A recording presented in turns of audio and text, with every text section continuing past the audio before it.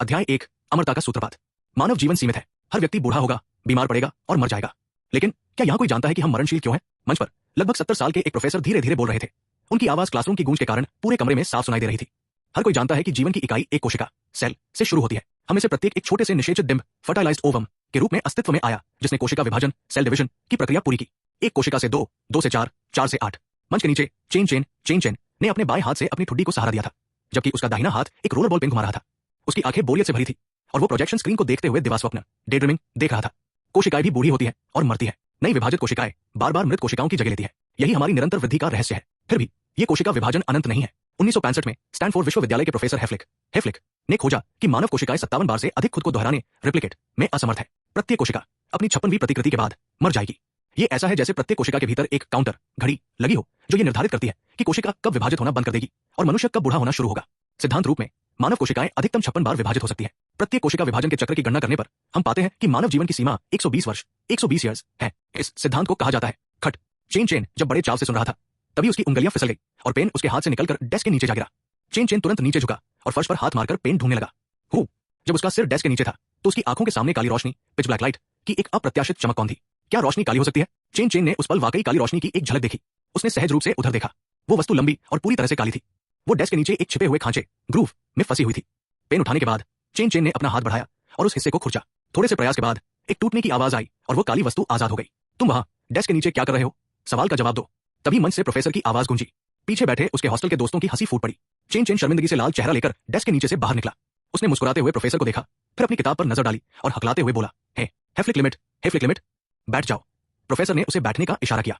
Lecture जारी रहा। DNA अणु के दोनों सिरों पर टेलोमियर नाम की कोई चीज होती है। ये कोशिका विभाजन में महत्वपूर्ण भूमिका निभाता है। ये गुणसूत्र क्रोमोसोम को सुरक्षित रखने के लिए जिम्मेदार है। प्रत्येक कोशिका विभाजन टेलोमेरे को थोड़ा छोटा कर देता है। जब टेलोमेरे बहुत छोटे हो जाते हैं और जीन संरचना की रक्षा करने में असमर्थ होते हैं, तो कोशिका विकास को रोक देती है और बूढ़ी होने लगती है। यही हेफलिक लिमिट है, एक रहस्यमयी खोज। बैठते ही चेन ने चैन की सांस ली। जब प्रोफेसर ब्लैक बोर्ड पर लिख रहे थे, उसने जल्दी से अपने हाथ की वस्तु को देखा। उसकी उत्सुकता तुरंत ठंडी पड़ गई। वो काली चीज कुछ और नहीं बल्कि एक यूएसबी ड्राइव थी। हालांकि यह आम यूएसबी जैसा नहीं था। यह काफी लंबा था, करीब 12 से 13 सेंटीमीटर, और किसी कार्बन की छड़, कार्बन रॉड जैसा दिखता था। केवल इसके यूएसबी पोर्ट से पता चलता था कि ये एक पेन ड्राइव है। इसके अलावा पूरे यूएसबी ड्राइव पर कोई जोर या दरार नहीं थी। ये कोयले जैसा काला था और इस पर किसी ब्रांड या स्टोरेज का नाम नहीं था। फिर भी ये देखने में काफी कूल लग रहा था, इसलिए चेन ने उसे अपनी जेब में रख लिया। उसने सोचा कि वो हॉस्टल जाकर इसकी जांच करेगा। प्रोफेसर अभी भी बोल रहे थे, आज की तकनीक से हेफलिक लिमिट को तोड़ना असंभव है, लेकिन हम एक दूसरे तरीके से इस बाधा को पार कर सकते हैं। प्रोफेसर ने बोर्ड पर 3 शब्द लिखे, अमर हेला, द इमॉर्टल हेला। शोधकर्ताओं ने पाया कि 1951 में हेनरिएटा लैक्स नाम की महिला से ली गई कैंसर कोशिकाएं कभी नहीं मरी। वे हर 24 घंटे में दोगुनी हो जाती थी। बाद में पता चला कि एक वायरस ने उनके जीवन के स्विच को बदल दिया था, जिससे ऐसी कोशिकाएं बनी जो कभी नहीं मरती। प्रोफेसर ने आगे बताया कि 2002 में वैज्ञानिकों ने पाया कि कोशिका की मृत्यु एक स्वचालित आत्महत्या, सुसाइड की तरह होती है, जिसे प्रोग्राम सेल डेथ कहा जाता है। इसका मतलब है कि बुढ़ापा एक प्राकृतिक प्रक्रिया नहीं, बल्कि एक जेनेटिक दोष, जेनेटिक डिफेक्ट हो सकता है। अगर हम इस खामी को ठीक कर सकें, तो उम्मीद है कि हम उम्र बढ़ने पर विजय प्राप्त कर सकते हैं और अमरता प्राप्त कर सकते हैं। पूरे कमरे में एक सन्नाटा छा गया। चेन के कानों में केवल एक शब्द गूंज रहा था, अमरता। लेक्चर खत्म हुआ और कमरा तालियों की गड़गड़ाहट से गूंज उठा। मुख्य विचार और विश्लेषण। वैज्ञानिक आधार। लेखक ने वास्तविक जीव विज्ञान, बायोलॉजी के तथ्यों का उपयोग किया है। हेफलिक लिमिट, टेलोमेरे, हेला सेल्स। ये कहानी को यथार्थवादी बनाता है। काली यूएसबी ड्राइव, ये कहानी का मुख्य मैकफिन प्लॉट डिवाइस है। ये काली रोशनी छोड़ती है, जो भौतिकी के हिसाब से असंभव है, जो संकेत देता है कि ये कोई साधारण तकनीक नहीं है। चेन का चरित्र, वो एक औसत छात्र लग रहा है जो क्लास में बोर होता है, लेकिन अमरता शब्द ने उसकी पूरी एकाग्रता खींच ली है। थीम, भविष्य आपके हाथों में है। प्रोफेसर की ये लाइन चेन के लिए सच होने वाली है, क्योंकि उसे वो यूएसबी मिल गई है जो शायद दुनिया बदल दे। अध्याय 2 विचित्र यूएसबी ड्राइव। चूंकि चेन की दोपहर में कोई और क्लास नहीं थी, इसलिए पहली क्लास खत्म होने के बाद उसने बास्केटबॉल खेलने के अपने हॉस्टल लीडर के न्योते को ठुकरा दिया और अकेले अपने कमरे की ओर चल पड़ा। चलते समय प्रोफेसर वांशी की बातें उसके कानों में गूंज रही थी। अमरता, कितना सुंदर सपना है। फिर भी समय की शुरुआत से क्या कोई वास्तव में अमर हुआ है? चेन ने मन ही मन सोचा। प्रोफेसर वांशी चाइनीज एकेडमी ऑफ साइंसेज के एक वरिष्ठ विद्वान थे, जिनका ज्ञान और पढ़ाने का तरीका लाजवाब था। उन्होंने न केवल जीव विज्ञान के प्रति सभी का उत्साह जगाया था, बल्कि उन्हें एक स्पष्ट रास्ता भी दिखाया था। शायद उनमें से कुछ लोग जीवन विज्ञान के क्षेत्र में गहराई से उतरने के लिए प्रेरित हों और पृथ्वी महासन के लिए अपना योगदान दे। हॉस्टल के कमरा नंबर 404 में लौटने के बाद चेन ने आदत के अनुसार अपना कंप्यूटर चालू करने के लिए हाथ बढ़ाया। हालांकि इससे पहले कि उसका दाहिना हाथ स्विच छूता, उसके बाएं हाथ ने उसे रोक लिया। एक लंबी सांस लेते हुए चेन ने मॉडर्न मॉलिक्यूलर बायोलॉजी की किताब खोली और क्लास में पढ़ाए गए विषयों को पक्का करने के लिए अपने नोट से तुलना करने लगा। यूनिवर्सिटी में अधिकांश पढ़ाई लेक्चरर से नहीं मिलती। खुद से पढ़ना और अभ्यास करना ही आगे बढ़ने का एकमात्र तरीका था। कई छात्र यूनिवर्सिटी में आने के बाद ढीले पड़ जाते हैं। उन्हें अपने कोर्स क्रेडिट की कोई परवाह नहीं होती। उनके लिए वैकल्पिक क्लास छोड़ना अनिवार्य था और अनिवार्य क्लास में जाना वैकल्पिक। वे हाई स्कूल के दबाव से मिली आजादी का पूरा आनंद लेते थे, लेकिन ग्रेजुएशन के बाद ही उन्हें समझ आता था कि समाज की मार क्या होती है। यही कारण था कि चेन परेशान था। अपने भविष्य के लिए उसे खुद पर नियंत्रण रखना ही था। आखिरकार लोग हमेशा कहते हैं, जवानी के दिनों की कठिनाइयां बाद के जीवन की कठिनाइयों की तुलना में कुछ भी नहीं है। तभी उसके फोन की स्क्रीन चमकी, जो बता रही थी कि क्यूक्यू ग्रुप में 99 से अधिक बिना पढ़े मैसेज थे। चेन ने आदत के अनुसार हाथ बढ़ाया, लेकिन बीच में ही रुक गया। यही रुक जाओ, ये फोन नर्क का शैतान है, इसके बहकावे में मत आओ। वे ग्रुप में वैसे भी बस बेकार की बातें करते हैं, मत देखो।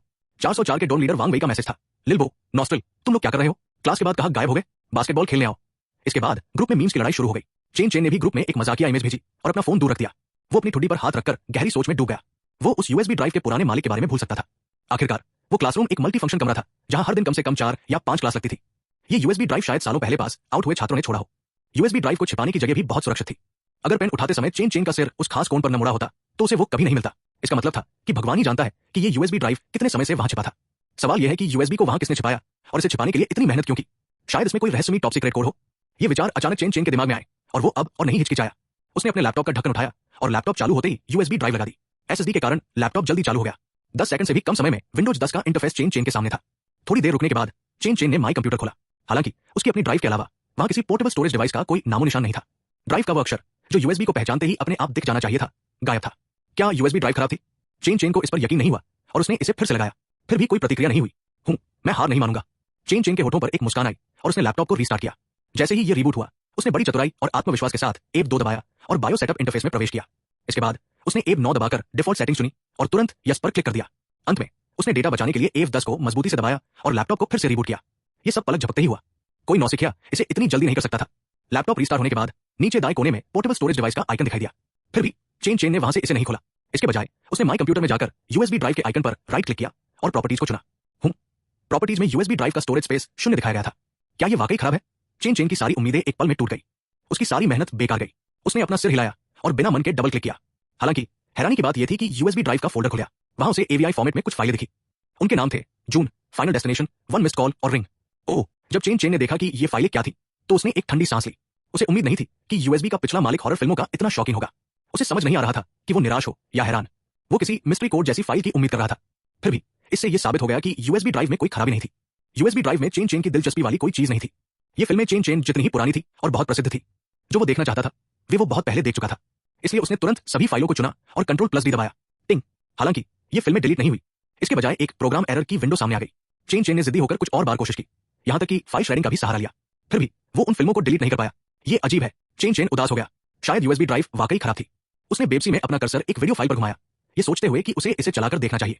हालांकि किसी कारण से जैसे ही वो जून फाइल पर डबल क्लिक करने वाला था, उसे अचानक अपने दिल में एक अकथनीय धड़कन महसूस हुई। वो बता नहीं सकता था कि ये कैसा एहसास था। ऐसा लग रहा था मानो कोई आंखों का जोड़ा उसे किसी ऐसे कोने से देख रहा हो जहां रोशनी नहीं पहुंच सकती। वे आंखें मौत के एहसास से भरी थी, जैसे किसी लाश का ठंडा स्पर्श। दिल की इस धड़कन ने उसे वही रोक दिया। धत, मैं कब से इतना डरपोक हो गया? चेन ने अपना सिर हिलाया। अपनी अंतरात्मा की बात मानते हुए उसने कर्सर को वहां से हटाया, लोकल डिस्क डी खोली और एक वीडियो फाइल ढूंढी, डिटेक्टिव पिकाचू। चेन ने इस फाइल को चुना और कंट्रोल+C दबाया। फिर यूएसबी ड्राइव पर क्लिक किया और कंट्रोल+V दबा दिया। एक हरी प्रोग्रेस बार तुरंत चमकी। 2 सेकंड से भी कम समय में डिटेक्टिव पिकाचू यूएसबी ड्राइव में कॉपी हो गया। सब कुछ सामान्य लग रहा था। चेन ने चुपचाप सोचते हुए यूएसबी ड्राइव में डिटेक्टिव पिकाचू फाइल खोली। डिफॉल्ट वीडियो सॉफ्टवेयर अपने आप चालू हो गया और 2019 में रिलीज हुई ये फिल्म चलने लगी। चेन ने ये फिल्म पहले ही देख ली थी, लेकिन पिकाचू जिस तरह दिखता था उसे वो पसंद था, इसलिए उसने इसे डाउनलोड करने की जहमत उठाई थी। जैसे ही उसने स्क्रीन पर उस पीले चूहे को उछलते कूदते देखा, चेन को थोड़ा दुख हुआ, क्योंकि वो आकृति उसके घर के जेरी से मिलती जुलती थी। जेरी चेन के पालतू कुत्ते का नाम था। चेन का बचपन जेरी के साथ बीता था। वो लड़का और कुत्ता एक साथ पले बढ़े थे और एक दूसरे के बिना नहीं रह सकते थे। दुर्भाग्य से एक कुत्ते का जीवन काल बहुत छोटा होता है। पिछले साल ही बुढ़ापे के कारण जेरी की मृत्यु हो गई थी। जैसे ही उसने उस प्यारी आकृति की कल्पना की, चेन अपनी यादों में खो गया। हालांकि अचानक उसकी आंखों के कोने से उसे कुछ हलचल महसूस हुई। चेन ने पलटकर देखा तो पाया कि उसके लैपटॉप के बगल में न जाने कब एक टोपी दिखाई दे गई थी। टिंग। उसी समय स्क्रीन पर फिर से प्रोग्राम एरर का नोटिस दिखाई दिया और जो वीडियो चल रहा था वो अपने आप बंद हो गया। अध्याय 3, दिमाग चकरा देने वाले निष्कर्ष। चेन ने स्क्रीन पर आई उस विंडो की परवाह नहीं की। वो उस टोपी को देख रहा था जो अचानक लैपटॉप के बगल में दिखाई दी थी। उसके चेहरे पर गहरी सोच के भाव थे। वो कसम खा सकता था कि कंप्यूटर चालू करने से पहले इस जगह पर कोई टोपी नहीं थी। और ये टोपी, ये तो बहुत जानी पहचानी लग रही थी। चेन ने हिचकिचाते हुए हाथ बढ़ाया और टोपी को अपने हाथों में ले लिया। टोपी कैनवास की बनी थी, जो उसकी हथेली पर थोड़ी खुरदरी महसूस हो रही थी। ये खाकी रंग की थी और बिल्कुल एक डकबिल टोपी जैसी दिखती थी, सिवाय इसके कि ये उसके हाथ जितनी ही बड़ी थी। वो इसे चाहे जैसे भी देखे, ये किसी इंसान के पहनने लायक टोपी नहीं लग रही थी। चेन ने टोपी को पलटकर देखा। अंदर पॉलिएस्टर फाइबर का एक टैग सिला हुआ था, जिस पर अंग्रेजी में कुछ लाइनें लिखी थी। If lost return to Harry Goodman, 1722 green street, rhyme city. इसका अनुवाद था, यदि खो जाए तो इसे Harry Goodman, 1722 green street, rhyme city को लौटा दे। ये तो चेन की सांसें थम गई। उसके चेहरे पर हैरानी के भाव साफ दिख रहे थे। अचानक वो कंप्यूटर स्क्रीन की ओर मुड़ा और उसे एहसास हुआ कि फिल्म चलना बंद हो गई थी। ये फिल्म में पिकाचू की डकबिल टोपी थी। इस पल चेन अविश्वास और अजीबोगरीब एहसास से भर गया। उसने तुरंत नीचे झुककर अपने बिस्तर के नीचे चेक किया। कोई नहीं था। वो जल्दी से खड़ा हुआ और अपनी चादरें चेक की। कोई नहीं। उसने अपने डेस्क की दराज झटके से खोल दी। वहां भी कोई नहीं था। ये सुनिश्चित करने के बाद कि हॉस्टल में कोई नहीं है, उसके पास ये मानने के अलावा कोई चारा नहीं था कि ये उसके रूममेट्स का कोई मजाक नहीं हो सकता। इसके अलावा अगर ये कोई मजाक होता भी तो उन्हें कैसे पता चलता कि वो ठीक इसी समय डिटेक्टिव पिकाचू फिल्म चलाएगा। लेकिन अगर ये मजाक नहीं था तो ये क्या था? क्या ऐसा इसलिए हुआ क्योंकि उसने ये वीडियो फाइल चलाई थी और कंप्यूटर ने फिल्म से टोपी निकाली थी? ये कैसा विचित्र मजाक था। साथ ही ये पहली बार नहीं था जब वो ये फिल्म देख रहा था। ऐसा पहले कभी क्यों नहीं हुआ? अचानक चेन चेन को कुछ याद आया। उसकी निगाहें उस काली यूएसबी ड्राइव की ओर गई। क्या ये सब उसी का काम था? चेन चेन ने अपनी आंखें सिकोड़ी। उसे पता नहीं था कि ये रोशनी का कमाल था या उसका दिमाग उसे धोखा दे रहा था। लेकिन यूएसबी ड्राइव की बाहरी सतह अब बदली हुई लग रही थी। वो यूएसबी ड्राइव जो पहले गहरी और चमकदार काली थी अब धुंधली दिख रही थी, जैसे कोई धातु बहुत समय तक बाहर रहने के बाद ऑक्सीडाइज हो गई हो। क्या यूएसबी ड्राइव बदल गई थी या उसकी याददाश्त उसे धोखा दे रही थी? चेन चेन को इस पर यकीन नहीं हो रहा था। उसने प्रोग्राम एरर वाली विंडो बंद की और डिटेक्टिव पिकाचू फिल्म पर फिर से डबल क्लिक किया, लेकिन स्क्रीन पर फिर से प्रोग्राम एरर का नोटिस आ गया। क्या फाइल खराब हो गई थी? चेन चेन ने माथा सिकोड़ा और सोचा। इसके बाद उसने डिलीट पर क्लिक करने की कोशिश की। एक आवाज के साथ ये फिल्म फाइल यूएसबी ड्राइव से डिलीट हो गई। वो दंग रह गया। उसे याद था कि हर बार जब उसने दूसरी फिल्मों को डिलीट करने की कोशिश की थी तो प्रोग्राम एरर आ रहा था। इसलिए उसने मान लिया था कि यूएसबी ड्राइव की किसी भी फिल्म को डिलीट करना असंभव है। इसलिए उसने उन हॉरर फिल्मों को फिर से डिलीट करने की कोशिश की जो शुरुआत में यूएसबी ड्राइव में थी। लेकिन नतीजा वही रहा। हर बार डिलीट पर क्लिक करने पर कंप्यूटर प्रोग्राम एरर की विंडो भेज देता था। क्या ऐसा हो सकता है कि मैं केवल उन्हीं फिल्मों को डिलीट कर सकता हूं जिन्हें चलाया जा चुका है? चेन चेन ने सोच विचार करते हुए अपना सिर झुकाया। उसने फिर से लोकल डिस्क डी खोली और डिटेक्टिव पिकाचू को यूएसबी ड्राइव में ड्रैग किया। फिर उसे डिलीट करने की कोशिश की। टिंग! जैसा कि उम्मीद थी, कॉपी की गई फिल्म फाइल डिलीट नहीं हुई। इसके बाद चेन चेन ने फिल्म को फिर से चलाया। इस बार फिल्म हमेशा की तरह चली और कुछ भी अजीब नहीं हुआ। स्क्रीन के सामने बैठे चेन चेन को याद आया कि वो पहले अपने पालतू कुत्ते को याद कर रहा था। उसी समय उसने अपनी भावनाओं को पिकाचू के चरित्र पर केंद्रित किया था और तब वो टोपी प्रकट हुई थी।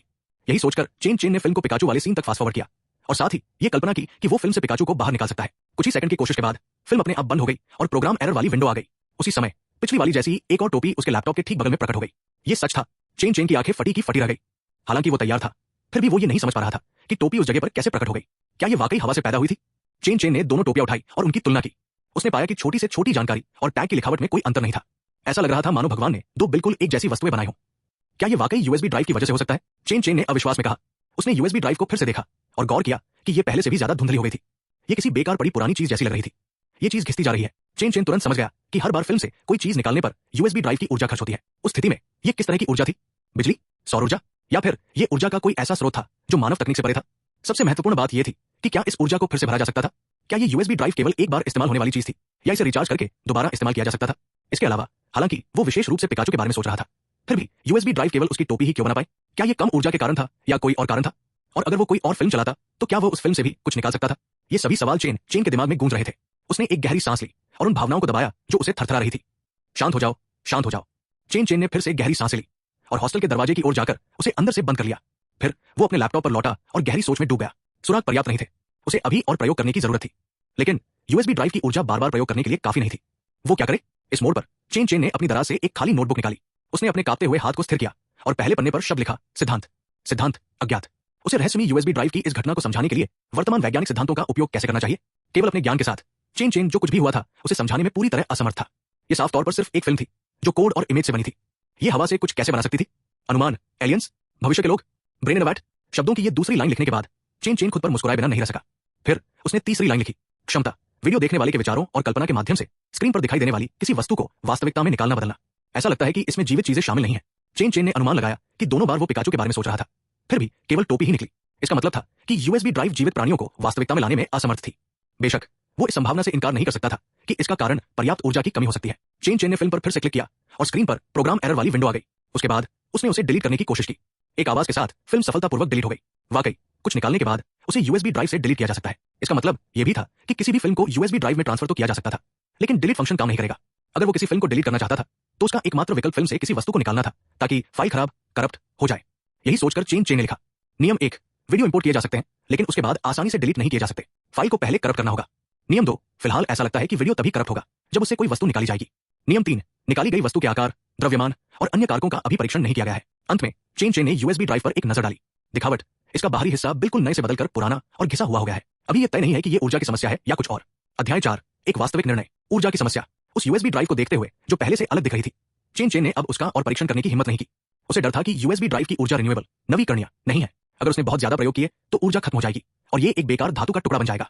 क्योंकि मामला ऐसा था तो उसने सोचा कि क्यों ना एक ही बार में बड़ा दाव खेला जाए। ये सोचकर चेन चेन ने गहरी सांस ली। उसने फिर से लोकल डिस्क डी खोली और अपनी सबसे पसंदीदा फिल्म ढूंढी, एवेंजर्स एंड गेम। इस फिल्म को ढूंढने के बाद चेन चेन जो अब तक शांत था फिर से कांपने लगा। उसका दिल जोर जोर से धड़क रहा था। अगर मैं इन्फिनिटी गॉन्टलेट को वास्तविकता में ला सका तो मुझे बस उसी की जरूरत होगी। चेन चेन धीरे से बुदबुदाया, क्या ये हो सकता है? चेन चेन के चेहरे पर उत्तेजना की लाली छा गई। उसने अपने जबड़े भींचे और फिल्म को यूएसबी ड्राइव में खींच लिया। टिंग। कंप्यूटर ने तुरंत प्रोग्राम एरर की विंडो दिखा दी। ये काम नहीं कर रहा। चेन चेन निराश हो गया। डिटेक्टिव पिकाचू यूएसबी ड्राइव में कॉपी हो गया, लेकिन एवेंजर्स एंड गेम क्यों नहीं? चेन चेन ने 2 बार और कोशिश की। फिर से असफल होने के बाद उसने डिस्क डी में कुछ मिलती जुलती फिल्में देखी और उन्हें यूएसबी ड्राइव में कॉपी किया। अलीता, बैटल एंजल सफल। Godzilla, king of the monsters सफल। टर्मिनेटर, डार्क फेट सफल। ये तीनों फिल्में सफलतापूर्वक कॉपी हो गई। चेन चेन ने कुछ पल मौन रहकर सोचा, फिर उसने नेज़ा एक एनिमेटेड फिल्म को चुना और उसे यूएसबी ड्राइव में खींच लिया। टिंग। असफलता। चेन चेन की आंखें चमक उठीं। उसे कुछ समझ आ रहा था। जो फिल्में बहुत ज्यादा काल्पनिक या जादुई फैंटास्टिकल थीं, उन्हें यूएसबी ड्राइव में कॉपी नहीं किया जा सकता था। आखिरकार अलीता, गॉडजिला और यहां तक कि टर्मिनेटर भी ऐसी फिल्में थी जिनकी कहानियां वास्तविकता रियलिटी के ढांचे पर आधारित थी। जहां तक एवेंजर्स की बात है, हालांकि इसे साइंस फिक्शन कहा जा सकता है, लेकिन हर कोई जानता है कि इसमें बहुत सारे जादुई और काल्पनिक तत्व शामिल हैं। लेकिन अगर बहुत ज्यादा काल्पनिक फिल्में यूएसबी ड्राइव में नहीं रखी जा सकती, तो उन हॉरर फिल्मों का क्या जो पहले से इसमें थी? चेन चेन ने माथा सिकोड़ा। यही सोचते हुए उसने एक वेब पेज खोला और रैंडम तरीके से एक एनिमेटेड फिल्म डाउनलोड की। फिर उसने उसे यूएसबी ड्राइव में खींचा। टिंग। असफलता। इसके बाद उसने एक कॉमिक के साथ कोशिश की, फिर असफल रहा। अंत में उसने एक तस्वीर और एक उपन्यास के साथ कोशिश की, लेकिन फिर से असफल रहा। इससे उसने ये निष्कर्ष निकाला, वास्तविकता को आधार बनाकर बनाए गए लाइव एक्शन वीडियो के अलावा अन्य फाइलों को यूएसबी ड्राइव में कॉपी नहीं किया जा सकता था। इस नियम को नोट करने के बाद चेन चेन ने विचार करना शुरू किया। चूंकि इन्फिनिटी गॉन्टलेट जैसे जैकपॉट संभव नहीं थे, इसलिए वो वैसी अन्य योजनाओं की कोशिश नहीं करेगा। इसके बजाय वो कुछ अधिक यथार्थवादी, रियलिस्टिक चीज की तलाश करेगा।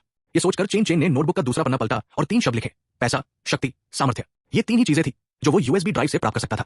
पैसा, ये सबसे आसान था। उसे बस कुछ खजाना खोजने वाली फिल्में देखनी थी और उन फिल्मों में दिखाए गए अनमोल रत्नों और कीमती सामानों को वास्तविकता में लाना था। लेकिन अगर वो इस सवाल को किनारे भी रख दे कि उन रत्नों को पैसे में कैसे बदला जाए, तो क्या वो सिर्फ अमीर बनकर संतुष्ट होगा? प्रोफेसर वांगशी की बातें अभी भी उसके कानों में गूंज रही थी। अनंत धन होने के बाद भी क्या वो लंबे समय तक जीवित रहेगा? चेन चेन मुस्कुराया और उसने पहले विकल्प को काट दिया। शक्ति, सत्ता। चेन चेन ने दूसरे विकल्प को देखा और गहरी सोच में डूब गया। अगर वो ये यूएसबी ड्राइव महासंघ, फेडरेशन, सरकार को दे दे, तो शायद अपने योगदान के कारण उसे सत्ता के केंद्र में जगह मिल जाए। वहां से वो राजनीति की सीढ़ियां चढ़ सकता था। फिर भी क्या उससे कुछ हासिल होगा? शायद पूरे महासंघ को बहुत फायदा हो, लेकिन इससे युद्ध भी छिड़ सकता है। क्या पता उसे गवाह के तौर पर मार दिया जाए? चेन चेन ने दूसरे विकल्प को भी काट दिया। ऐसे में जवाब साफ था। चेन चेन कभी भी औसत दर्जे की जिंदगी से खुश नहीं रहने वाला था। सामर्थ्य, स्ट्रेंथ। यहां सामर्थ्य का मतलब सिर्फ शारीरिक ताकत नहीं था। ये एक व्यापक शब्द था। ऐसी तकनीक जो वास्तविकता से परे हो, ऐसी महाशक्तियां जो सांसारिक सीमाओं को पार कर जाएं, या अमर जीवन, ये सब सामर्थ्य के प्रकार थे। उसने अपनी आंखें बंद की। उसका दिमाग उन अनगिनत चीजों को स्कैन कर रहा था जिनका वो अब उपयोग कर सकता था। साइंस फिक्शन फिल्मों में उसकी कल्पना से कहीं ज्यादा असाधारण तकनीकें थी। बुनियादी एक्सोस्केलेटन कवच, एक्सोस्केलेटन आर्मोर से लेकर विशाल मेका हंटर्स तक। अगर वो इस उन्नत तकनीक, ब्लैक टेक्नोलॉजी को वास्तविकता में ला सका, शायद पृथ्वी महासंघ के एजेंट मुझे तुरंत गिरफ्तार कर लेंगे। यही सोचकर चेन चेन को समझ आया कि उसे अभी एक ऐसे उपकरण की जरूरत है जो उसे जीवन के शिखर तक पहुंचने में मदद करे, लेकिन वो बहुत ज्यादा ध्यान खींचने वाला, कॉन्स्पिक्यूअस नहीं होना चाहिए। इन्फिनिटी स्टोन्स जैसी जादुई चीजों को खारिज करने के बाद चेन चेन अंततः उन विकल्पों पर पहुंचा जो वास्तविकता के करीब थे और उसकी क्षमताओं को बढ़ा सकते थे। उसने नोटबुक में इनकी सूची बनाई। Compound V, augmentation drug, crystallia, T virus, G virus, CPH4, NZT48। ये सभी फिल्मों या टीवी सीरीज में दिखाए गए थे। Compound V the boys series से ये इंसानों को असाधारण शक्तियां दे सकता था, लेकिन ये बहुत खतरनाक और अस्थिर था। खारिज, ऑगमेंटेशन ड्रग फिल्म पुश से ये भी जेनेटिक म्यूटेशन पर आधारित था, जिसकी सफलता दर बहुत कम थी। खारिज, क्रिस्टलिया, क्रिस्टलाइन फिल्म क्रॉनिकल से इससे टेलीकिनेटिक, दिमाग से चीजें हिलाने की शक्ति मिलती थी, लेकिन इसके साइड इफेक्ट्स बहुत बुरे थे। खारिज, टी वायरस और जी वायरस, रेजिडेंट इविल से लेकिन वायरस जीवित माने जा सकते हैं और यूएसबी ड्राइव जीवित चीजें नहीं निकाल सकती थी। तुरंत खारिज, CPH4 फिल्म लूसी से इससे इंसान भगवान जैसा सर्वशक्तिमान बन जाता था, लेकिन इसके इस्तेमाल के बाद इंसान कुछ ही दिन जीवित रहता था। खारिज, चेन चेन को थोड़ा दुख हुआ। मार्वल स्टूडियोज के पास सुपर सोल्जर सीरम जैसी बहुत सारी चीजें थी, लेकिन वे फिल्में यूएसबी ड्राइव में ट्रांसफर नहीं हो पा रही थी। ऐसे में केवल एक ही विकल्प बचा था, NZT48। अध्याय 5, NZT48।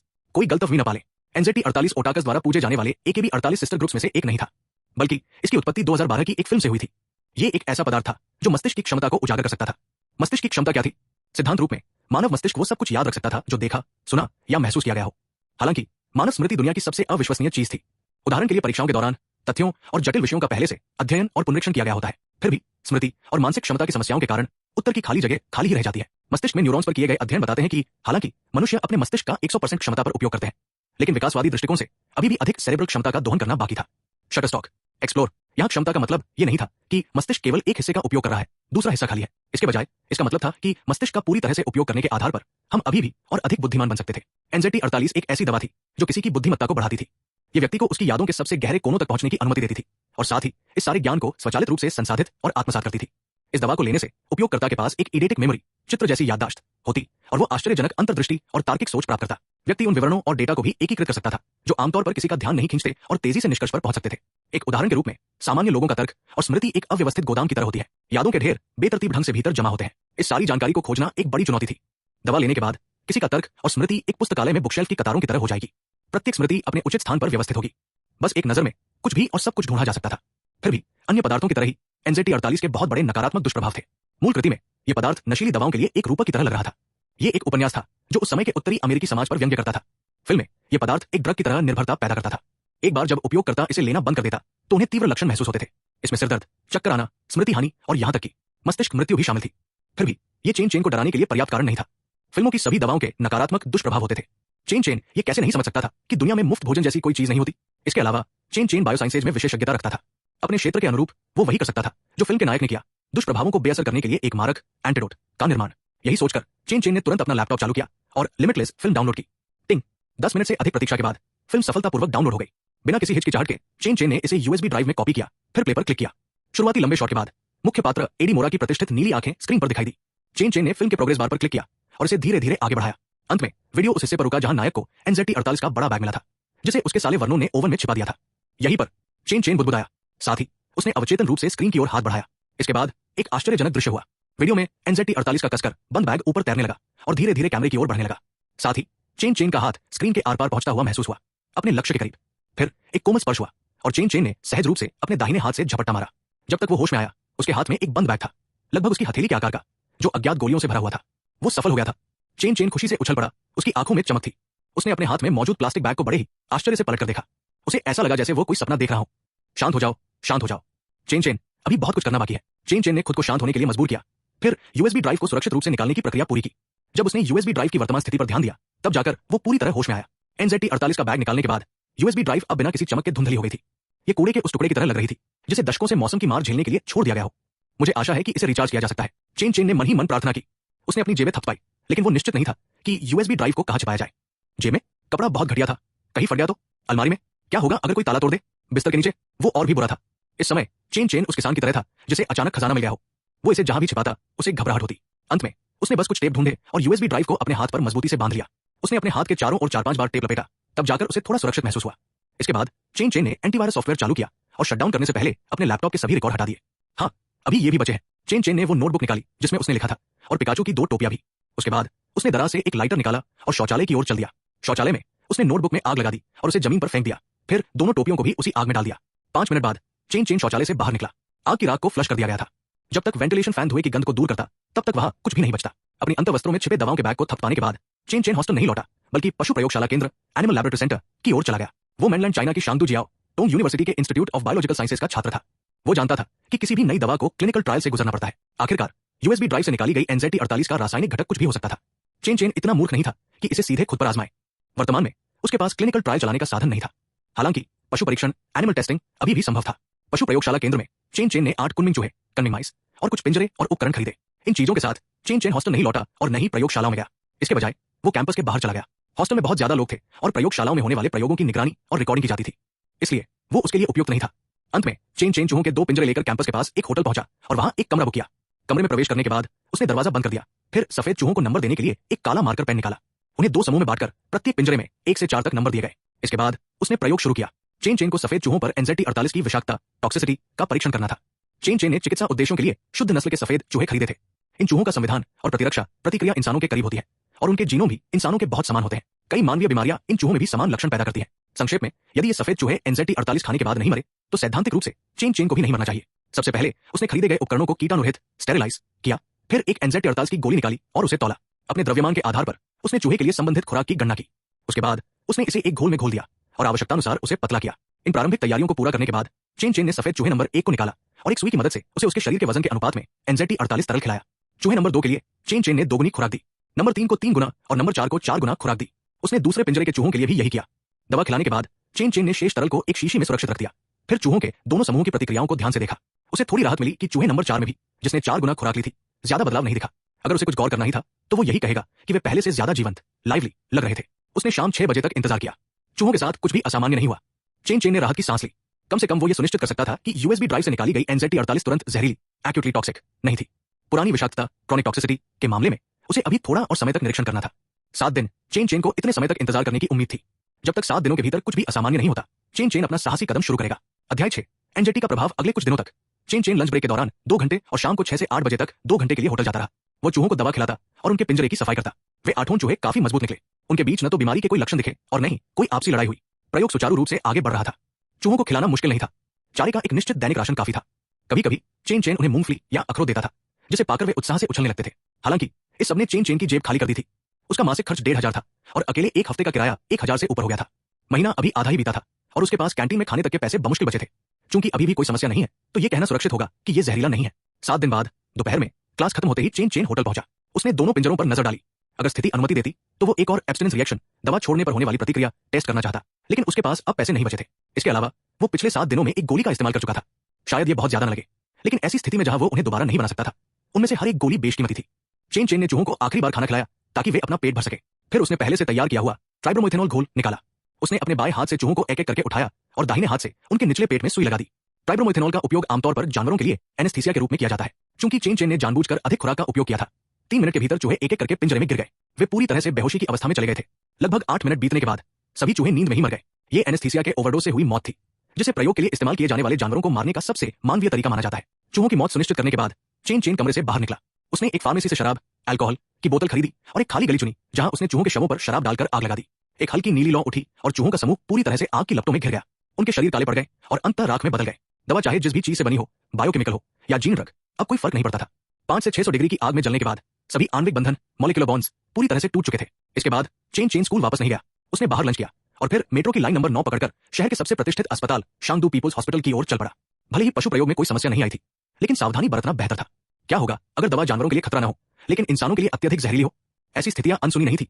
उदाहरण के लिए चॉकलेट।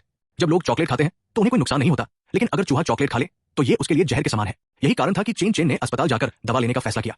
वहां अगर कुछ गलत होता भी तो उसे तुरंत बचाया जा सकता था। मेट्रो में खाली बैठे चेन चेन टीवी पर चल रही खबरें देखने लगा। एक खबर ने उसका ध्यान खींचा। एक व्यक्ति ने अपहरण रोकने की कोशिश में अपराधी से मुकाबला किया और उसे 3 बार चाकू मारा गया। उसे पुलिस ने बचा लिया था। मेट्रो काफी खाली थी। पास में कुछ अधेड़ उम्र की महिलाएं, आंटी बैठी थी जिनके पास चर्च के बैग थे। वे आपस में बातें कर रही थी कि आजकल के युवा सीट नहीं देते और बहाने बनाते हैं। जब ट्रेन स्टेशन पहुंची तो दोपहर के करीब 2 बज रहे थे। चेन चेन अस्पताल के चारों ओर एक चक्कर लगाकर इमरजेंसी डिपार्टमेंट पहुंचा। इमरजेंसी सेंटर में हमेशा एक भारी माहौल होता है। एम्बुलेंस की आवाजें, स्ट्रेचरों की गड़गड़ाहट और नर्सों के भागते कदम। चेन चेन वेटिंग एरिया के एक कोने में बैठ गया। उसने वो टेबलेट, गोली निकाली जिसे उसने पहले से तैयार किया था और उसे ध्यान से देखा। चेन चेन ने अपना सिर हिलाया, एक गहरी सांस ली और धीरे से उसे अपने मुंह में रख लिया। उसने धीरे से अपनी आंखें बंद कर ली। 1 सेकंड, 2 सेकंड, 3 सेकंड। लिटिल जी, तुम्हें अभी अस्पताल आना होगा। तुम्हारे पिता बेहोश हो गए हैं। जल्दी जल्दी, रास्ते से हटो, दरवाजा खोलो, स्ट्रेचर इधर लाओ। सब तुम्हारी गलती है। अगर तुम इतनी तेज गाड़ी नहीं चलाते तो क्या ऐसा होता? अगर पेंग पेंग को कुछ हुआ तो? मम्मी, पापा को क्या हुआ? वे उन दरवाजों के पीछे से बाहर कब आएंगे? चेन चेन को पता नहीं चला कि यह कब हुआ, लेकिन उसने महसूस किया कि उसकी सुनने की शक्ति अत्यधिक तीव्र हो गई थी। पास में एक महिला फोन पर अपनी बेटी को अपने पति की हालत के बारे में बता रही थी और अपने आंसू रोकने की कोशिश कर रही थी। इमरजेंसी रूम के बाहर स्ट्रेचर की घर्षण वाली आवाज आ रही थी। एक शादीशुदा जोड़ा चेन चेन के सामने बैठा था जो धीमी आवाज में बात कर रहे थे। एक छोटी बच्ची अपनी मां से सवाल पूछ रही थी, जैसे उसे अंततः कुछ एहसास हो गया हो। अनगिनत आवाजें आपस में मिल रही थी और फिर भी उनके बीच एक स्पष्ट अंतर था। हर वाक्य का हर अक्षर और उन शब्दों में छिपी भावनाएं चेन चेन के दिमाग में साफ साफ चित्रित, विजुअलाइज हो रही थी। ये सब एक भव्य संगीत, सिम्फनी की तरह लग रहा था। अध्याय 7, शुरुआती लक्षण। चेन चेन ने धीरे धीरे अपनी आंखें खोली। ये ऐसा था मानो किसी अंधे व्यक्ति की आंखों की रोशनी वापस आ गई हो। उसके सामने जो प्रकट हुआ वो एक बिल्कुल नई दुनिया जैसा था। छत पर लगा लैंप एक ऐसी फ्रीक्वेंसी, आवृत्ति पर झिलमिला रहा था जिसे सामान्य आंखें नहीं देख सकती थी। इमरजेंसी रूम के दरवाजे के नीचे के गैप से आकृतियां इधर उधर आ जा रही थी। इसके अलावा हवा कीटाणुनाशक, डिसइंफेक्टेंट की गंध से भरी हुई थी जो एक के बाद एक लहरों में आ रही थी। ये सारी जानकारी उसके दिमाग में स्पष्ट रूप से दिखाई दे रही थी। जो कुछ भी उसने देखा वो जीवंत हो उठा। कदमों की आवाज, बातचीत और यहां तक कि लोगों के सांस लेने की गति भी। एक भी विवरण उसकी नजर से नहीं बचा। ये एक फिल्म देखने जैसा था जिसकी रेजोल्यूशन, गुणवत्ता अचानक 360p से बदलकर अल्ट्रा HD 1080p हो गई हो, जहां हर फ्रेम पूर्ण था। दुनिया में सब कुछ पहले जैसा ही था, फिर भी ऐसा लग रहा था मानो दुनिया उलट पलट गई हो। सही बात तो यह थी कि दुनिया नहीं बदली थी, बल्कि दुनिया को देखने का चेन चेन का नजरिया बदल गया था। अनगिनत विचार उसके दिमाग में नाच रहे थे।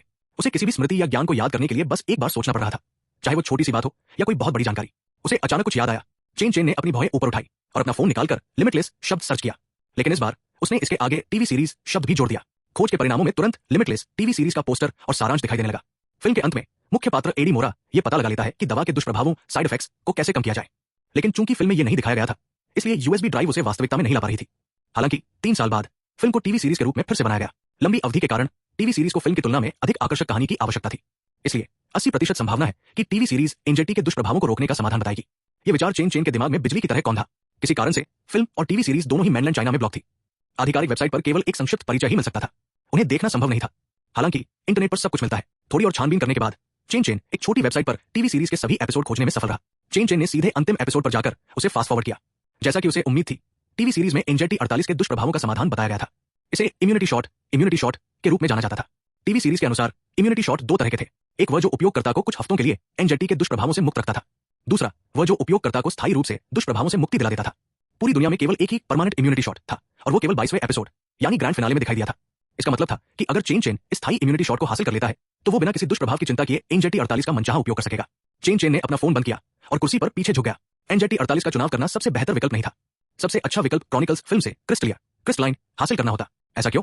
क्योंकि यूएसबी ड्राइव पर रिसर्च करने के लिए बहुत ज्यादा धन की आवश्यकता होगी। भले ही तकनीक यूएसबी ड्राइव के अस्तित्व को न समझा पाए, लेकिन उसकी ऊर्जा की समस्या को हल करना बहुत सार्थक होगा। जब तक यूएसबी के पास पर्याप्त ऊर्जा है, संभावनाएं अनंत है। अगर चेन ने सुपर पावर चुनी होती तो उसके पास पैसा कमाने के लाखों तरीके होते, लेकिन एंजाइटी अलग थी। ये केवल मस्तिष्क को उत्तेजित करने वाली दवा थी। हालांकि इसकी कीमत बेशकीमती थी, लेकिन अगर चेन वाकई एंजाइटी का उपयोग करके पैसा बनाना चाहता था तो उसे पहले बहुत सारा ज्ञान इकट्ठा करना होगा, तभी वो उस ज्ञान का उपयोग पैसा कमाने के लिए कर पाएगा। अचानक पूरी प्रक्रिया में एक अतिरिक्त कदम बढ़ गया था। उसे स्टॉक मार्केट से पैसे कमाने के बारे में सोचने की भी जरूरत नहीं थी। सबसे पहले तो चेन के पास जरूरी पूंजी कैपिटल नहीं थी। दूसरा, स्टॉक की कीमतें बढ़ने में अक्सर सालों लग जाते हैं। चेन ने पहले ही हिसाब लगा लिया था कि बैग में ठीक 500 गोलियां थी। प्रत्येक गोली लगभग 12 घंटे तक चलती थी। अगर चेन हर दिन केवल एक गोली भी लेता तो वो केवल 1.5 साल तक चलती। साथ ही एंजाइटी 48 के गंभीर नुकसान भी थे। अगर यूएसबी ड्राइव खराब हो गई तो चेन इसके दुष्प्रभावों का कोई और समाधान नहीं ढूंढ पाएगा। निष्कर्ष ये था कि एंजाइटी 48 सबसे अच्छा चुनाव नहीं था, लेकिन चूंकि चुनाव पहले ही किया जा चुका था, इसलिए अब पछताने का कोई मतलब नहीं था। चेन सोचते हुए दरवाजे की ओर बढ़ने लगा। उसे पुष्टि हो गई थी कि दवा जानलेवा नहीं है, इसलिए वहां रुकने की जरूरत नहीं थी। हालांकि जब चेन उस मां बेटी के पास से गुजरा तो उसके कान अचानक खड़े हो गए। वो तुरंत छोटी बच्ची की ओर मुड़ा और उससे कहा, तुम्हारे पापा जल्द ही बाहर आ जाएंगे। सच में? छोटी बच्ची ने मासूमियत से अपना सिर उठाया। पास बैठी उसकी जवान मां दंग रह गई। उसने आश्चर्य से सिर उठाकर चेन को देखा। उसने अपने सामने एक लड़के को देखा जिसकी आंखें गहरे क्रिस्टल के कुंड की तरह साफ थी। उन आंखों में वो अपनी परछाई तक देख सकती थी। वे एक हीरो है, वे स्थिति को संभालेंगे। लड़का धीरे से मुस्कुराया, फिर मुड़ा और चला गया। उसकी बात का कोई स्पष्ट आधार नहीं लग रहा था, लेकिन वो सुनने में बहुत विश्वसनीय थी। तभी इमरजेंसी रूम नंबर 2 का दरवाजा अचानक खुला। क्या मैं जान सकती हूँ कि यांग यूएक्सन के परिवार वाले कौन है? स्ट्रेचर को बाहर निकाला गया। एक नर्स उस मां बेटी की ओर मुड़ी जो जल्दी से खड़ी हो रही थी। ऑपरेशन के बाद मरीज की हालत फिलहाल स्थिर है। आप अंदर आकर कागजी कार्रवाई पूरी कर लें। जवान मां इतनी हैरान हुई कि उसका शरीर कांपने लगा। ठीक है, ठीक है। चेन के अस्पताल से निकलने के बाद उसने स्कूल के लिए मेट्रो ली। ये कोई भविष्यवाणी नहीं थी जिसने उसे ये बताया कि बच्ची के पिता सुरक्षित है। दरअसल चेन ने इमरजेंसी रूम के अंदर हो रही बातचीत को सुन लिया था। मेट्रो के टीवी पर पहले वो खबर दिखाई गई थी। भले ही चेन ने उस समय ध्यान नहीं दिया था, लेकिन एंजाइटी लेने के बाद उसने गौर किया कि छोटी बच्ची की भौहें खबर में दिखाए गए बहादुर व्यक्ति की भौहों के बिल्कुल समान थी। इसके अलावा घटना रेनमेन रोड पर हुई थी, जो इस अस्पताल के करीब था। उम्र, समय और स्थान सब कुछ मेल खा रहा था। एंजाइटी 48 यही करने में सक्षम थी। अद्भुत धारणा और तर्क शक्ति, आंखों ने जो देखा, कानों ने जो सुना और मस्तिष्क की हर एक स्मृति और जानकारी का तुरंत उपयोग करके एक सटीक निष्कर्ष निकालना, यही इसकी असली ताकत थी। अध्याय 8, अपर्याप्त ऊर्जा। अगला कदम, परमानेंट इम्यूनिटी शॉट, स्थायी प्रतिरक्षा इंजेक्शन को वास्तविकता में लाना।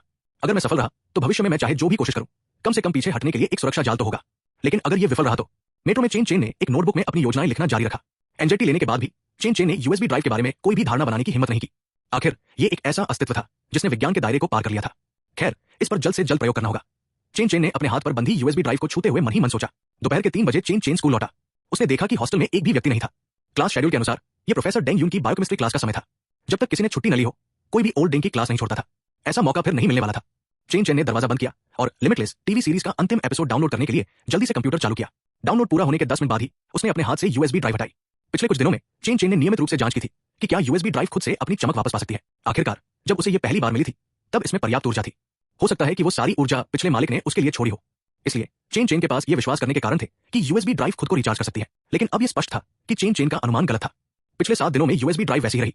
उसे यह भी नहीं पता था कि यूएसबी ड्राइव ने कितनी बार वस्तुएं निकाली है, उसमें कितनी ऊर्जा बची है और क्या वो स्थायी इम्यूनिटी शॉट निकाल पाएगी। चेन ने सोचते हुए कंप्यूटर में यूएसबी ड्राइव लगाई। कंप्यूटर स्क्रीन पर एक डिस्क के आकार का प्रतीक दिखाई दिया। चेन ने यूएसबी ड्राइव स्पेस खोला और डाउनलोड किया गया वीडियो उसमें कॉपी कर दिया।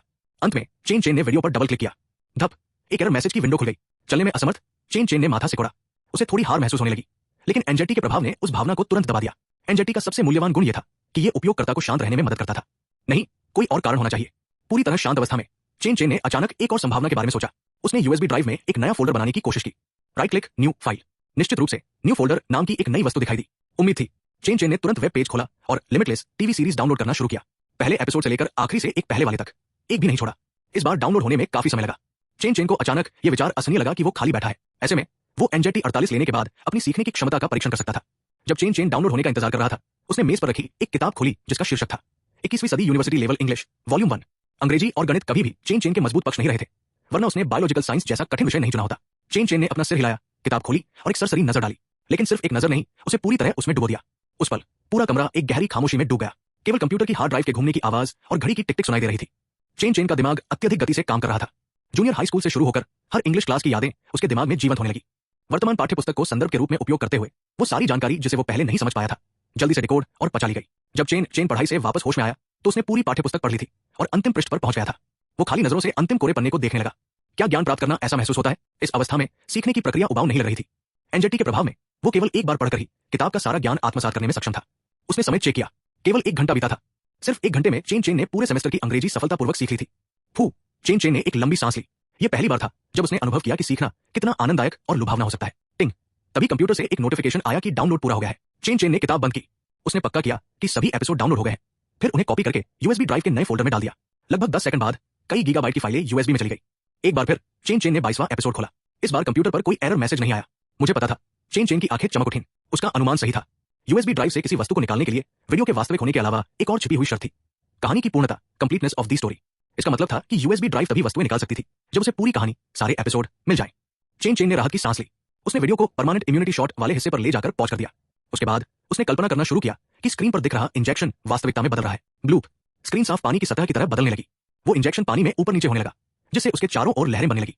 चेन चेन ने अनजाने में अपना हाथ उठाया, लेकिन जैसे ही चेन चेन उस इंजेक्शन को पकड़ने वाला था, फुटेज अचानक रुक गया। धप, एक पल में चेन चेन को अपनी उंगलियों पर बिजली के झटके जैसा महसूस हुआ, जैसे किसी कीड़े ने काट लिया हो। उसने तुरंत अपना हाथ पीछे खींचा और देखा कि उसकी उंगली से खून बह रहा था। उसकी उंगली के पोर से मांस का एक छोटा सा टुकड़ा गायब हो गया था। तभी स्क्रीन पर फिर से एक विंडो खुली। इस बार जो दिखाई दिया वो कोई सॉफ्टवेयर एरर नहीं था, बल्कि लिखा था अपर्याप्त ऊर्जा, इनसफिशिएंट एनर्जी। अध्याय 9, लाइब्रेरी की ओर। अपर्याप्त ऊर्जा। स्क्रीन पर आए इस नए पॉपअप को देखते हुए चेन चेन का चेहरा गहरी सोच में डूबा हुआ था। यह कहना काफी होगा कि सबसे पेचीदा स्थिति पैदा हो गई थी। एनजेटी 48 को वास्तविकता में लाने में यूएसबी ड्राइव ने अपनी सारी ऊर्जा खर्च कर दी थी। अब वो किसी और वस्तु को निकालने में असमर्थ थी। लेकिन इसके साथ ही चेन चेन को एक अच्छी खबर भी मिली। चूंकि डिवाइस अपर्याप्त ऊर्जा जैसा संदेश दिखा रहा था, तो इसका मतलब निकाला जा सकता था कि यूएसबी ड्राइव को रिचार्ज किया जा सकता है। जब तक स्थिति पूरी तरह बिगड़ नहीं जाती, तब तक सुधार की गुंजाइश बनी रहती है। अब सवाल सिर्फ यह था कि यूएसबी ड्राइव को रिचार्ज करने के लिए उसे किस तरह की ऊर्जा की जरूरत थी। चेन चेन अपने सामने पड़ी धुंधली और पुरानी दिख रही यूएसबी ड्राइव को एकटक देखता रहा। तभी अचानक उसे एक विचार आया। वो हॉस्टल के कमरे के दरवाजे के पास गया और ऊपर देखा। दीवार में एक आईसी कार्ड बिजली मीटर लगा हुआ था। चूंकि ये क्षेत्र तटीय था, इसलिए एयर कंडीशनिंग का उपयोग आम था। इसी कारण शांगदू जियाओ टोंग यूनिवर्सिटी के हॉस्टल में उच्च वोल्टेज वाले बिजली के उपकरणों के इस्तेमाल पर पाबंदी नहीं थी। हालांकि हर कमरे में एक स्विच था जो कुल बिजली उपयोग को 10 एम्पियर 10 से नीचे सीमित रखता था। अभी मीटर दिखा रहा था कि कमरे में 52.65 किलोवाट प्रति घंटा 52.65 डब्ल्यूएच बिजली बची है। बिजली। चेन चेन ने मुड़कर अपने लैपटॉप का यूजर मैनुअल ढूंढा। उसने पाया कि लैपटॉप का आउटपुट वोल्टेज 19 वोल्ट और करंट 7.8 एम्पियर था। इसका मतलब था कि लैपटॉप की रेटेड पावर लगभग 150 वाट थी। इसे 1 घंटे में लगभग 0.15 यूनिट बिजली खर्च करनी चाहिए। यूएसबी स्पेसिफिकेशन के अनुसार एक सामान्य यूएसबी पोर्ट की वोल्टेज 5 वोल्ट और करंट 500 मिलीलीटर एम्पियर होता है। यानी एक पोर्ट की अधिकतम पावर 2.5 वाट होती है और 1 घंटे में बिजली की खपत 0.0025 यूनिट के आसपास। चेन चेन ने अपनी भौहें सिकोड़ी। उसने यूएसबी ड्राइव निकाली और मेज पर रखे पावर स्ट्रिप, बिजली के बोर्ड की ओर ध्यान दिया। इस बोर्ड में एक समर्पित यूएसबी पोर्ट भी था। चेन चेन ने बोर्ड पर लिखा विवरण पढ़ा। यूएसबी पोर्ट की पावर 5 वोल्ट 4 एम्पियर थी। इसका मतलब था कि अधिकतम पावर 20 वाट थी, जो हर घंटे 0.02 यूनिट बिजली खर्च करेगी। चेन चेन ने यूएसबी ड्राइव को बोर्ड के उसी यूएसबी पोर्ट में लगा दिया। अगर मेरा अनुमान सही है और यूएसबी ड्राइव बिजली से रिचार्ज हो सकती है, तो ये बिजली के मीटर में भी दिखाई देना चाहिए। चेन चेन ने सोचा कि अभी कंप्यूटर ही बिजली इस्तेमाल करने वाली एकमात्र चीज है। अगर वो कंप्यूटर बंद कर दे और 1 घंटे बाद भी बिजली का मीटर चलता रहे, तो साबित हो जाएगा कि यूएसबी ड्राइव बिजली का उपयोग कर सकती है। चेन चेन ने समय देखा और अपने फोन में 1 घंटे का टाइमर लगा दिया। उसके बाद उसने कंप्यूटर बंद कर दिया और मॉडर्न मॉलिक्यूलर बायोलॉजी की एक कॉपी खोलकर पढ़ना शुरू किया। 1 घंटा जल्दी बीत गया। जब फोन का टाइमर बजा, तब तक चेन चेन किताब के आखिरी पन्ने तक पहुंच चुका था। हालांकि वो संतुष्ट नहीं था। मॉडर्न मॉलिक्यूलर बायोलॉजी अच्छी शैक्षणिक सामग्री थी, लेकिन चेन चेन के लिए ये थोड़ी सरल और सामान्य थी। ये उसकी सीखने की भूख को शांत नहीं कर पा रही थी। ऐसा लग रहा था कि इस मामले को निपटाने के बाद उसे लाइब्रेरी का चक्कर लगाना होगा। चेन चेन ने ठान लिया था। इसके बाद वो मीटर के पास गया और वहां दिख रहे आंकड़ों को देखा। बची हुई बिजली 52.63 केडब्ल्यूएच। 1 घंटे में 0.02 यूनिट की खपत हुई। मुझे पता था। चेन चेन की आंखें चमक उठीं। उसे पक्का यकीन हो गया कि यूएसबी ड्राइव बिजली का उपयोग करके खुद को रिचार्ज कर सकती है। ये खोज अद्भुत थी, जो लगभग एनजेटी 48 प्राप्त करने जितनी ही महत्वपूर्ण थी। जैसे ही चेन चेन अपनी उत्तेजना पर काबू पाने की कोशिश कर रहा था, उसे अपने कानों में एक कंपन महसूस हुआ। उसने तुरंत यूएसबी ड्राइव निकाली और अपनी जेब में डाल ली। कदमों की आवाज पास आ रही थी। अचानक धड़ाक की आवाज के साथ कमरे का दरवाजा खुला। लीबो मेपाइशर की धुन पर कदम ताल करते हुए अंदर आया। चेन चेन, तुम आज दोपहर की क्लास में नहीं आए। लीबो चिल्लाया। ओल्ड डेंग खासतौर पर तुम्हारा नाम ले रहे थे। मैंने काउंसलर से छुट्टी ले ली थी। चेन चेन ने उसकी तरफ मुड़े बिना कहा, लीबो, बेहतर होगा कि अब से हम साथ न चलें। क्यों? मुझे डर है कि तुम्हारे साथ चलते हुए देखकर लोग मुझे भी पीट देंगे। चेन चेन ने अपना सामान पैक किया। अभी 5 नहीं बजे थे, इसलिए वो कमरे से बाहर निकल गया। कहाँ जा रहे हो? बाद में साथ खाना खाएं। मेरे पास पैसे नहीं है, बाय। चेन चेन पीछे मुड़कर देखे बिना चला गया। उसकी अभी की स्थिति उसके सामान्य व्यवहार से अलग थी। अगर उसका पुराना रूप एक शांत और शर्मिला किशोर था, तो अभी वो एक पूरी तरह से आत्मविश्वासी और शांत सफल व्यक्ति जैसा लग रहा था। उसमें डर, बेचैनी या झिझक का नामो निशान नहीं था। अस्पष्ट आत्मविश्वासी उसकी पहचान बन गया था। इस तरह के स्वभाव को छिपाना मुश्किल था, इसलिए चेन चेन ने जान पहचान वाले लोगों से दूरी बनाने की कोशिश की, ताकि उन्हें कुछ अजीब न लगे। चेन चेन कैंटीन पहुंचा। उसने 2 युआन में 4 बन खरीदे। उसने 2 खाए और बाकी 2 प्लास्टिक बैग में रख लिए, ताकि रात में भूख लगने पर खा सके। एक गरीब आदमी की सादा जिंदगी ऐसी ही होती है। कितनी उबाऊ। लाइब्रेरी की ओर चलते हुए चेन चेन अपनी अगली चाल के बारे में सोचता रहा। अगर वो जीवन में कुछ बड़ा करना चाहता है तो वो NZ-T-48 की मदद से कर सकता है, लेकिन इंसान की इच्छाओं का कोई अंत नहीं होता। वो भला कैसे संतुष्ट हो पाता? जाहिर है उसका अगला कदम USB ड्राइव को रिचार्ज करने का तरीका ढूंढना और उसकी पूरी शक्ति का उपयोग करना था। पावर स्ट्रिप के USB पोर्ट में उतनी ताकत नहीं थी। हालांकि उसे ठीक ठीक पता नहीं था कि USB ड्राइव को कितनी बिजली चाहिए, लेकिन वो समझ सकता था कि ये कोई बड़ी संख्या होगी। इसलिए चेन को बहुत सारे फंड, धन की जरूरत होने वाली थी। एक बार पैसा आ जाए तो वो चाहे तो औद्योगिक क्षेत्र में एक फैक्ट्री खरीद ले या खुद का पावर प्लांट बना ले। केवल ऐसा करके ही वो दुनिया की नजर में आए बिना USB ड्राइव को पर्याप्त बिजली दे पाएगा। कुल मिलाकर पैसा ही हर चीज के लिए जरूरी था, और अभी पैसा कमाने का सिर्फ एक ही रास्ता था, NZ-T की मदद। चेन अब और नहीं हिचकिचाया और लाइब्रेरी की इमारत के अंदर चला गया। जब चेन ने लाइब्रेरी में भीड़ देखी तो उसने एक ठंडी सांस ली। ऐसा लग रहा था कि उसे यहाँ लंबे समय तक डेरा डालना होगा। लाइब्रेरी में विदेशी भाषा रीडिंग रूम में जाकर उसने modern university level English second edition चुनी और बैठने के लिए एक सही जगह ढूंढ ली। चेन को अब समझ आया कि चीन में उत्तरी अमेरिका की भाषा अंग्रेजी पढ़ना इतना जरूरी क्यों था। चाहे वो आर्थिक मामला हो या तकनीक का, उत्तरी अमेरिका ही असली केंद्र था। लगभग सभी प्रतिष्ठित शोध पत्र अंग्रेजी में लिखे जाते थे। चीनी भाषा में कुछ तकनीकी और पेशेवर शब्दों को व्यक्त करना मुश्किल था। अनुवाद के बाद भी उनके अर्थ की एक परत कहीं गायब हो जाती थी, और रिसर्च में अर्थ की यही एक छोटी सी परत बहुत बड़ा अंतर पैदा करती थी। इसलिए अगर चेन वैज्ञानिक अनुसंधान के क्षेत्र में उतरना चाहता था तो अंग्रेजी में महारत हासिल करना उसकी पहली सीढ़ी थी। ये केवल पश्चिम की नकल करना नहीं था, बल्कि दूसरों के साथ कदम से कदम मिलाकर चलने की कोशिश थी। बस इतना ही। अध्याय 10 हैंगओवर और निर्णय। जब तक रीडिंग रूम के एडमिनिस्ट्रेटर ने चेन को जगाया 5 घंटे बीत चुके थे। छात्र, अंधेरा हो रहा है, लाइब्रेरी जल्द ही बंद होने वाली है। ठीक है आंटी, मुझे थोड़ा सामान समेटने दीजिए, फिर मैं निकल जाऊंगा। जब चेन होश में आया तो उसके सामने किताबों का ढेर लगा था। एसेस ऑफ रीडिंग्स लेकर कैम्ब्रिज आइल्ट्स और official guide to blue delta तक सब कुछ मेज पर था। चेन ने किताबें वापस अपनी जगह पर रखी और लाइब्रेरी से बाहर निकल गया। दिसंबर की शुरुआत थी और कैंपस में ठंड बढ़ने लगी थी। चेन ने 5-6 घंटों से कुछ नहीं खाया पिया था, फिर भी उसे न तो भूख लगी थी और नहीं प्यास। यही नहीं, वो खुद को बहुत ऊर्जावान महसूस कर रहा था। वो जानता था कि ये सब NZ-T-48 का असर है। अब से NZ-T लेने का समय सुबह 10 से दोपहर के बीच तय करना होगा। इस तरह ये मेरे आराम करने के समय के साथ तालमेल बिठा पाएगा। चेन ने मन ही मन हिसाब लगाया। फिल्म में दवा का असर 12 घंटे रहता था। उसने इंजेक्शन के तरीके को न अपनाने का फैसला किया क्योंकि वो बहुत जटिल था और पकड़े जाने का डर था। अगर किसी ने सुई के निशान देख लिए और पुलिस को रिपोर्ट कर दी तो NZ-T और USB ड्राइव दोनों का रहस्य खतरे में पड़ जाता। जब उसने हॉस्टल के कमरे का दरवाजा खोला तो शराब की तीखी गंध ने उसका स्वागत किया। कमरे के अंदर झोजी, जिसे सब नॉस्ट्रल कहते थे, बेड पर लेटा हुआ दहाड़े मार मार कर रो रहा था। क्या नौसिखियों की तरह पीकर धुत हो गए? चेन ने अंदर कदम रखते हुए कहा। नॉस्ट्रल का ब्रेकअप हो गया है, बेड पर लेटे लीबो ने बताया। झोजी बेड पर पैर पटक रहा था। ओह लिटिल मेई, मुझे और बियर चाहिए। हॉस्टल के लीडर वांग वेई ने परेशान होकर कहा, चेन आज रात तुम नीचे सो जाओ और इसका ध्यान रखना कहीं ये उल्टी न कर दे। चेन ने अपनी जेब से बंस निकाले और उन्हें खाने लगा। वांग वेई उसे फटी आंखों से देखने लगा। तुम अभी भी इतने कंजूस हो? लीबो सही कह रहा था कि तुम हमारे साथ खाना खाने नहीं आए। मेरे पास इस महीने के लिए सिर्फ 200 बचे हैं, मुझे बचत करनी होगी। चेन ने ठंडा पानी पीते हुए जवाब दिया। रात के सन्नाटे में जब बाकी सब सो गए, चेन अपनी बेड पर लेटा रहा, लेकिन उसे नींद नहीं आई। NZ-T का असर अभी बाकी था। वो उठा और अंधेरे में अपना कंप्यूटर खोलकर बैठ गया। उसने महसूस किया कि वर्तमान तकनीक के साथ NZ-T-48 की नकल करना या इसके दुष्प्रभावों को दूर करना असंभव है। इसके लिए उसे फाइजर या जॉनसन एंड जॉनसन जैसी विशाल संस्थाओं और अरबों के फंड की जरूरत पड़ती। अब उसके पास केवल एक ही रास्ता था, NZ-T की बुद्धिमत्ता का उपयोग करके बहुत सारा पैसा कमाना, फिर एक फैक्ट्री खरीदना और वहां की हाई वोल्टेज बिजली AC 380V का उपयोग करके USB ड्राइव को चार्ज करना। बेशक एक और विकल्प था, दवा लेना बंद कर देना।